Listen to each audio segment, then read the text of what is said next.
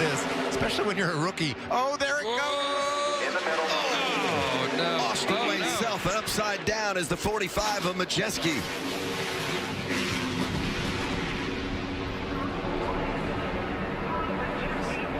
Let's hope he gets back on his tires here. That thing's square on the roof. What a shame. Fogelman in the 0-2, wasn't it? Yeah, and then, man, Majeski just turned sideways down the front, and it just tipped right over. NASCAR does so much work in the wind tunnel to have flaps, air flaps, different panels on the truck that blow away that is supposed to prevent that, but probably just one of those circumstances that put him in a real jeopardy. Yeah, and you know, bumping through the tri-oval here is the sketchiest place to do it. And you see that big set that you saw that white truck make right there. He needed room to save it. And you try to do everything you can to not run into other cars. You try to do everything you can to keep your truck going straight. And unfortunately, wrong place at the wrong time for Ty. 9 trucks involved. Let's ride along with the 16 of Austin Hill and see his perspective. That's the best perspective to have of a wreck, Vince. For the final time, Blaney to the outside, to the inside. Here comes Hamlin up the outside. Wow. Crash into the wall, into the air. Goes Newman. Upside down. In a shower of sparks on his roof. Ryan Newman comes across the line, 4th. And comes to rest. And he being pushed by Denny Hamlin. He tries to go to the outside, then the inside. They lock bumpers and turns Ryan Newman around. Upside down he goes. Corey LaJoie coming along, making contact. Just lifting Newman's car up. Blaney tried the top side, tried to get low. Ryan Newman goes around, and the car goes to its roof, and here's the on-rushing Corey LaJoie, picking it up and over.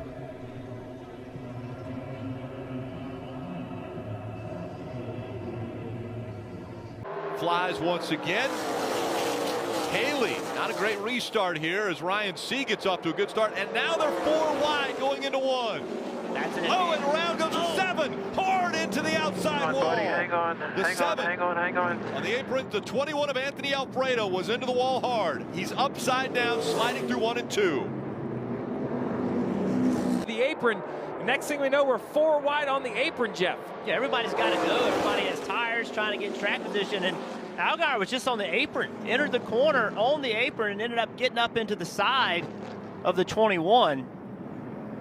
Yeah, he ran out of, I mean, at some point, you have to make the corner. The corner has the banking. There were so many cars above him, he couldn't get up on the banking. It looked like he lost control. Take another look at it. Focus on that bright red or orange number 7 back here. That's kind of where the whole thing starts. And normally you think you're going to get down here and you're going to slide up into the racetrack, but he just never had a chance to. Allgaier just kind of, I think, needed to give that spot up and get out of the throttle, but knowing there's a race win, if you can make it work, maybe ahead of you, just chose to stay in the gas. And look at this car. It gets up on its side. It's sliding. You know, these cars have roof flaps that design them to stay on the ground when you see a high speed rollover at, say, a restrictor plate track. But here, that wasn't really an aerodynamic thing. The cars aren't going at top speed on this restart. That's just the force of this car hitting that outside wall, throws it up into the air, and then, Jeff, as we saw, it slides to a stop on its roof. Yeah, there was another car involved in this, too, that got him up. And Kyle Busch and his teammate Denny Hamlin, and now look at Kyle Busch go backwards because of that. And he did. He went backwards because he chose the. Oh, he's wrecking. Joey Logano.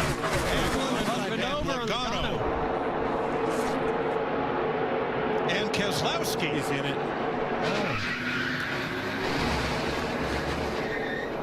Boy.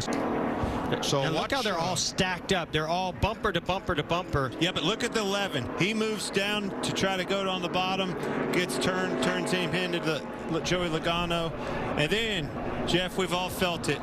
That silence when that car goes over, it gets really, really quiet. Not a fun sound. And you have no idea if that car is just going to start rolling and continuing to roll, or if it's going to settle down. Luckily, that's what it did. You see the 11 get in Joey, and a huge push right here as he gets to the bumper of Blaney. That's when it starts accordioning.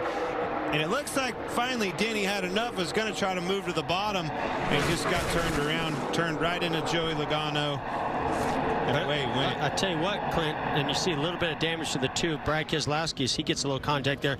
This goes back to those conversations from Daytona. Those 3 Penske cars, and you can include the Wood brothers in that, they wanted to stay nose to tail to end this stage. They did not, because Joey could have very easily jumped out of the line there. He had the run. He had the momentum.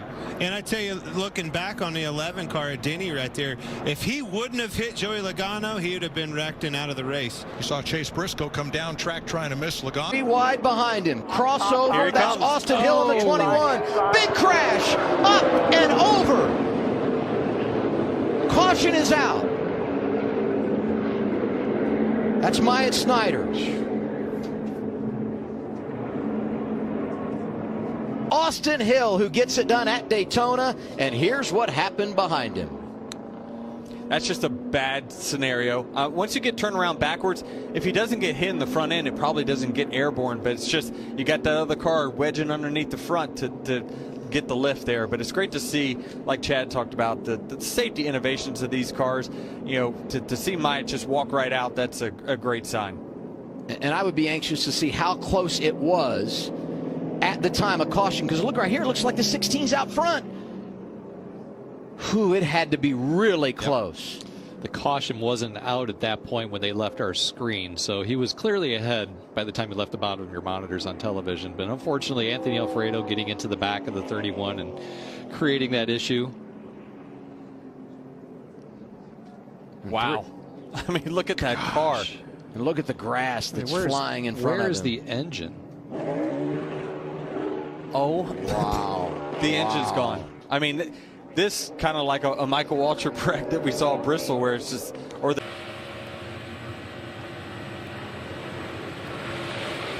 Come off the corner, the car got light exactly like I was talking about. Man, it went over too. I was right.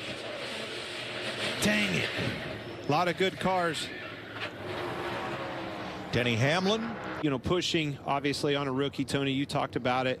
Again, come off of that corner, got light, and that thing was long for the ride, but very aggressive pushing.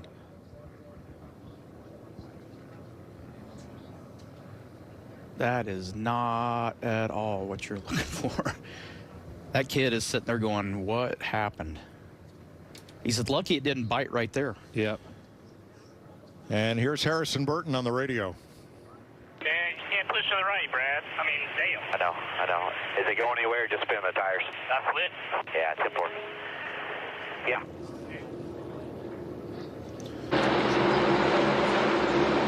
Oh, Suarez. Briscoe got into the back of Suarez, and he gets pounded. Dang it. Oh, Buscher's upside down. I think he hooked a drain. And that's what flipped the car. The upper A-framers broke. Whole right front suspension dug in. That was Todd Gilliland tried to go high and just didn't have enough room. See, that right front wheel dug underneath the car, and that's what dug in and caused it to start flipping. Violent crash. Now let's ride along with Daniel.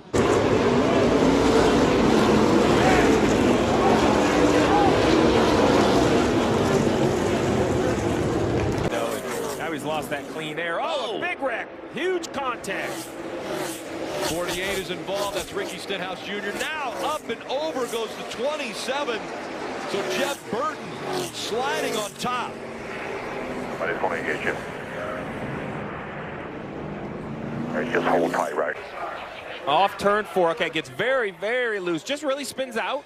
Loses control. Probably had very little side force. Too wide. Sideways. Now it's white smoke. No one can see. The 48 of Stenhouse. The 27 sees it. He goes as far left as he can. He has a choice. Am I either going to hit the end pit wall or stay on the racetrack? And he just launches off the 48 upside down. And then this long slide had to feel like forever.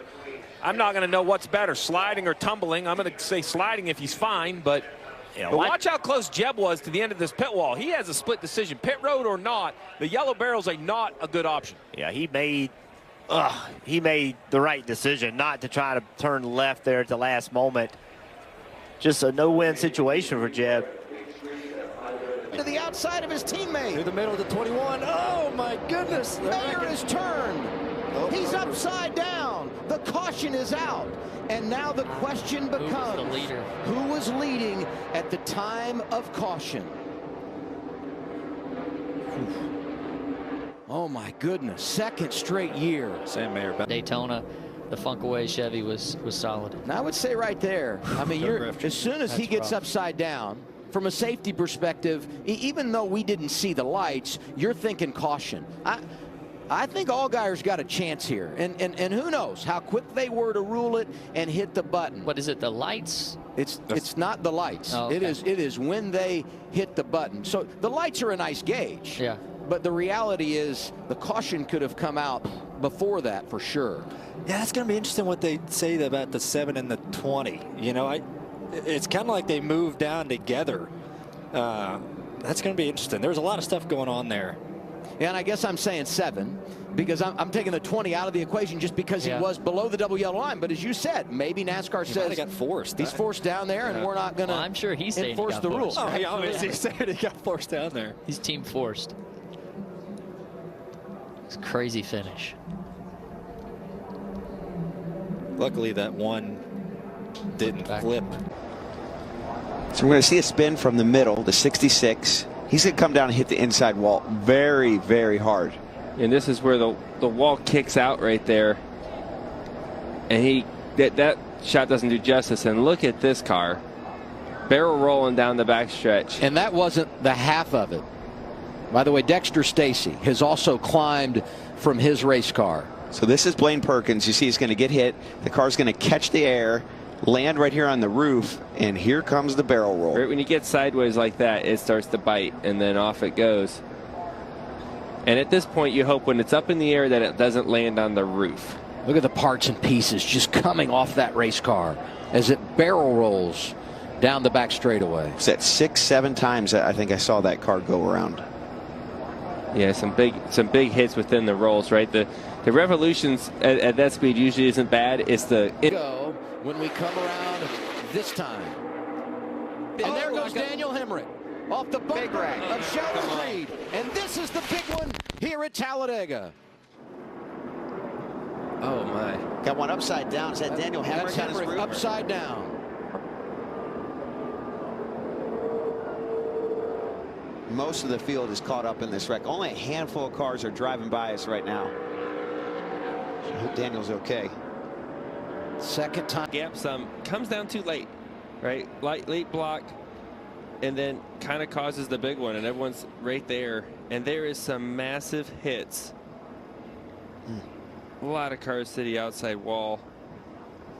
Yeah, and pretty much all the cars behind get caught up in this thing somehow. I think, Joey, the closing rate was faster than Daniel could anticipate. He just got 3 Fords have separated themselves. The big push coming now for Harvick. Oh, and around goes a couple cars. Preece upside down. He's barrel rolling through the grass. Ryan Preece upside down in the infield. The back straightaway, he makes a move or gets help from behind, and the car goes into the infield air. It just lifts right up off the ground.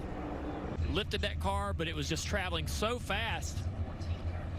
It happened right when it got in the grass. As soon as it got in the grass, that's when it started to lift. And then this is just violent. I mean, look at this car.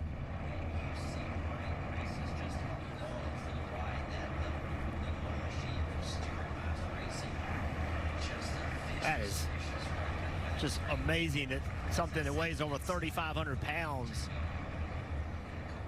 get in the air like that. It looks like a toy car flying through the air. But as you mentioned, Jeff, 3,500 pounds.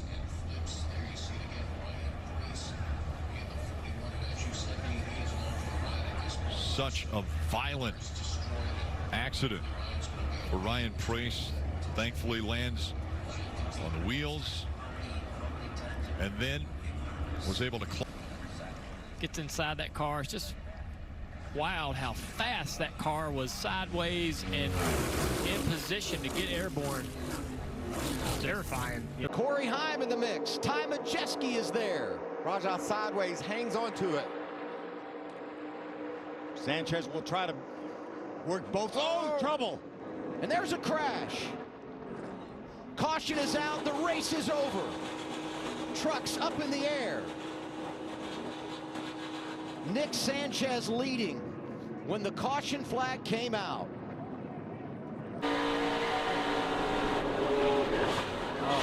Oh, wow.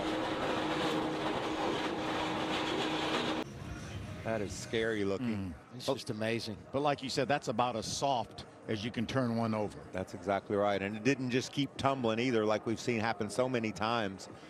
I don't know if Raja just lost the front end of his number 71 Chevy or what went down there, but he definitely went up the track and made contact. Look at that mess. Phil, did you? Sideways and uncontrollable. There you can see. Watch the 7 car get up on its side. Oh, it's upside all the way down. upside down. Underneath Josh Berry. And it's still sliding on its side all the way down the wall. Yeah, he's going to finish the race. Look at that. That is wild. I thought I saw that. LaJoy, 19th.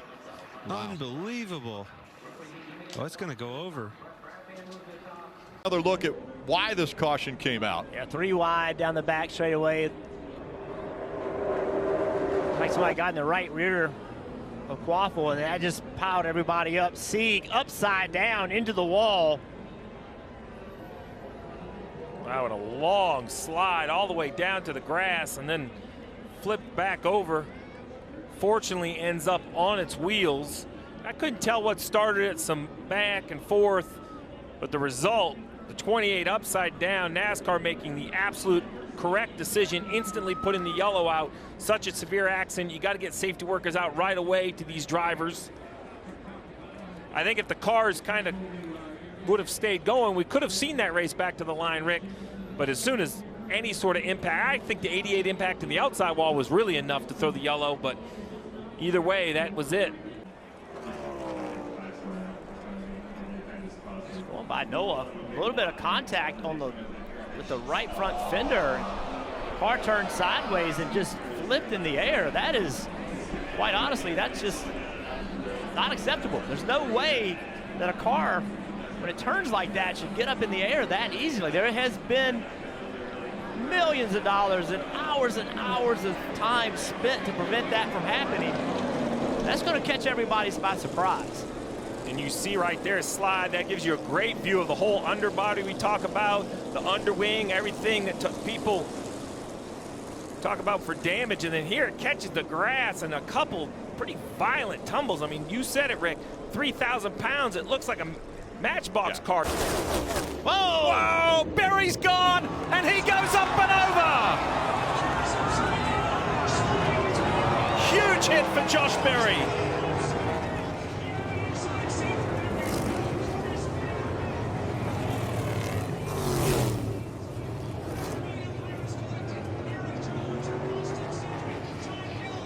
Eric Jones is involved.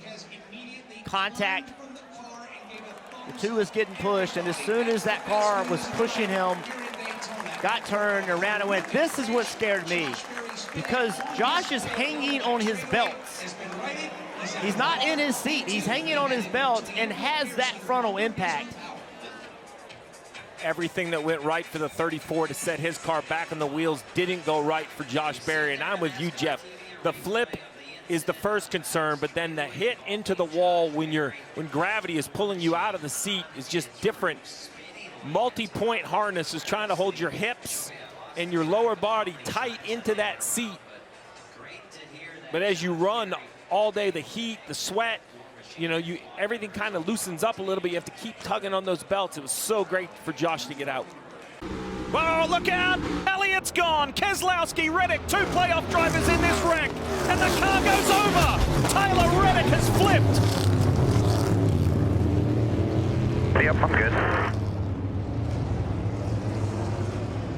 My goodness. Elliott up the racetrack, not meaning to, catches the 45. Around goes the 45, and as the 45 gets in here, he hops onto the quarter mile and gets upside down. Crazy looking accident for Tyler Reddick in the 45. That is crazy. Hamlin and Bell for the front. Whoa! He gets Bell into the wall. Off of the front bumper, Custer, and up in the air goes Ryan Preece. And for the second time in his career, he is flipping at Daytona. Good grief. Off the front bumper, we were talking about the lap before. Custer got to his. Oh.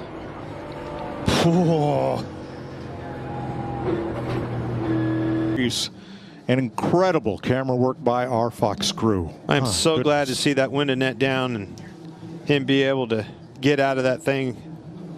Whew, that's scary. It's unbelievable what it looks like when these cars get caught by the air like that. And I'm with you, Clint. I've never seen one take off like with a wheelie like that. But they just flip around like they don't weigh 3,600 pounds. Well, nothing weighs that much at 186 mile an hour. Saw the airbox just blow away. The right front tucked up underneath the A-post there. Car did its job, though. And he walked away. So many. Contact. Caution is out. Oh boy, Zane Smith on his side. And over.